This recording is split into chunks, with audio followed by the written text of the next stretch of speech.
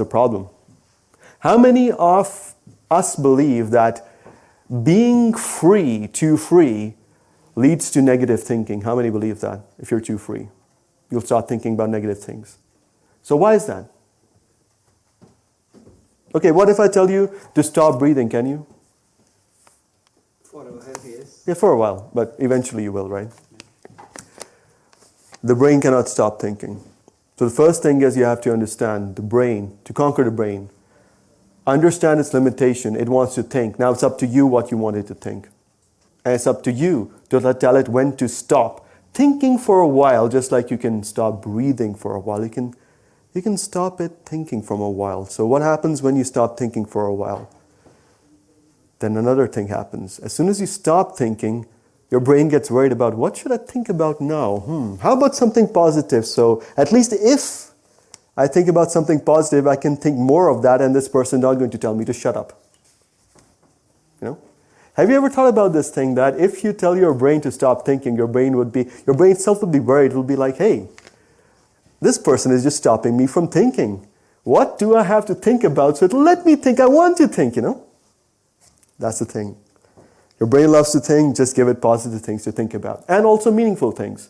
Let's say you want to apply for a job. Okay, you can think about that. Okay, so I'm applying for a job. What if I apply for the job and start worrying about, oh no, whether I'll get the job or not? Will I get the job? Will I get the job? What happens if I don't get the job? Okay, is that in your control? Is getting that job in your control, or is in the control of the people that you've sent them to? So should you think about that? What happens if you think about getting the job too much? What happens? What happens? Anybody? What happens if you think about getting the job and worry about getting the job or not? What happens? You get anxious. Yes, you get anxious. Why do you get anxious? Why do you get anxious? Because that's not in your control. That is not in your control, exactly. So if you have applied for a job, what are the things that are in your control at that time, after you've applied for a job? Just a question. You can just prepare for the job. And when you prepare for the job, what do you think about most of the time? What is the thought process when you're preparing for the job? Assuming that they call you for an interview, what will you do? Still in the backside of your mind, you're still thinking that, what if I don't get the job? All right, let's say you expect that you will not get the job, right? What is the thing that you can do? Like, if you have applied for the job, what is the most positive thing that you can do during that time period? Let's assume that you will never get called for an interview, but what is the thing that you can tell your brain to do which will have a positive impact on your life? What will that be? Remain hopeful?